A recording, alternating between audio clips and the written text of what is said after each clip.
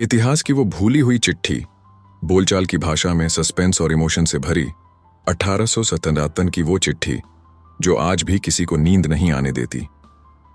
सोचो जरा, एक पुराना किला, टूटी फूटी दीवारें, हर तरफ सन्नाटा, जैसे सदियों से कोई इंसान वहां गया ही ना हो।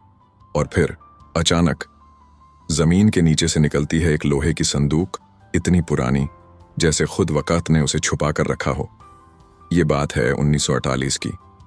देश को आज़ादी मिले बस कुछ ही दिन हुए थे। सेना के कुछ जवान उत्तर भारत के एक वीरान पड़े किले में कैंप बना रहे थे, नारनगढ़ किला। किला सालों से बंद पड़ा था। लोग कहते थे वहां कुछ है, कुछ ऐसा जो दिखाई तो नहीं देता लेकिन महसूस जरूर होता है। सफाई के दौरान एक सैनिक का पैर जमीन पर किसी सख्त चीज से टकराया। खुदाई हुई और वहां से निकली एक जंग लगी हुई लोहे की संदूक। सब चौंक गए, डर भी लगा, लेकिन डर से बड़ी थी जिज्ञासा। जब संदूक खोली गई तो उसमें थी सिर्फ 3 चीजें, एक पुरानी चिट्ठी, एक खाली कारतूस, गोलियों का खोल और एक झंडा जिस पर खून के धब्बे थे। चिट्ठी पर सिर्फ 2 लाइनें लिखी थीं, अगर मैं लौट के ना आऊं तो समझ लेना कि आजादी सस्ती नहीं थी। कोई नाम नहीं, कोई तारीख नहीं, बस वो खून से सना झंडा जिस पर कोने में हल्के से अक्षरों में लिखा था 1857। इतिहासकार बुलाए गए, पुरानी फाइलें खोली गईं, लेकिन किसी को नहीं पता चला ये चिट्ठी किसकी थी। कुछ लोगों ने कहा ये कोई झांसी की रानी के दस्ते का सिपाही था, किसी ने कहा बहादुर शाह जफर का गुप्तचर। पर सच्चाई आज भी एक रहस्य है। गांव के बुजुर्गों का दावा है कि आज भी अमावस की रातों में उस किले से झंडा लहराता दिखाई देता है, बिना किसी हवा के, बिना किसी इंसान के। वो चिट्ठी आज भी सरकारी रिकॉर्ड्स में रखी है, लेकिन उसका लेखक आज भी गुमनाम है।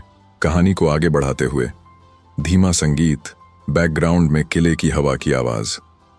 वो चिट्ठी सिर्फ कागज का टुकड़ा नहीं थी, वो एक सिपाही की आखिरी सांस थी, एक उम्मीद थी, एक ऐसा वादा जो उसने वतन से किया था। उस चिट्ठी को जब दिल्ली लाया गया तो उसकी जांच के लिए उसे नेशनल आर्काइव्स में भेजा गया। कई विशेषज्ञों ने उसकी लिखावट को पढ़ने की कोशिश की।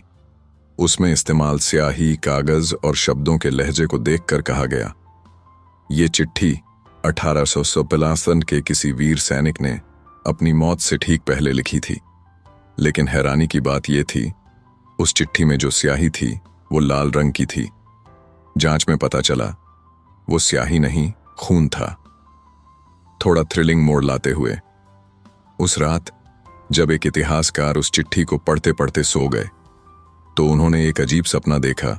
एक सिपाही जिसका चेहरा धुंधला था, जो एक हाथ में तलवार लिए और दूसरे हाथ में झंडा पकड़े हुए कह रहा था, मैं लौटा नहीं, पर तुम जिंदा हो, इसलिए मत भूलना कि आजादी कैसे आई थी।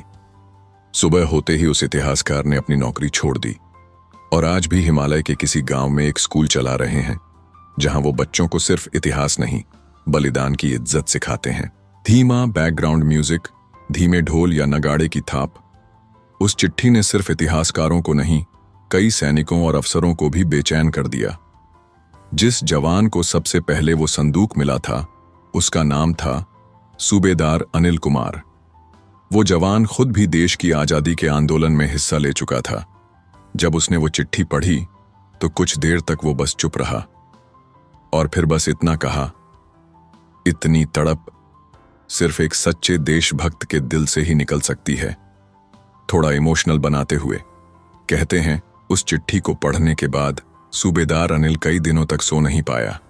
हर रात उसे सपने में वही संदूक दिखता और वही झंडा जो खून से सना था हवा में लहरा रहा होता, लेकिन कोई झंडा उठाने वाला नहीं होता।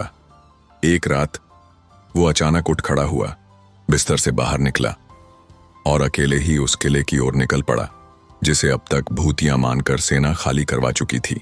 एक वादा था जो अब किसी को निभाना था। साल 1987, देश को आजाद हुए 40 साल हो चुके थे, लेकिन नारनगढ़ किला अब भी वीरान पड़ा था। कोई भी वहां ज्यादा देर ठहरता नहीं था। गांव वाले कहते थे, कभी कभी रात में कोई कदमों की आवाज आती है, जैसे कोई सिपाही पहरे पर हो। एक नया किरदार प्रवेश करता है, कैप्टन वेदांत शर्मा। भारतीय सेना में तैनात एक युवा अधिकारी। इतिहास में गहरी रुचि थी और एक जुनून, गुमनाम नायकों को पहचान दिलाने का।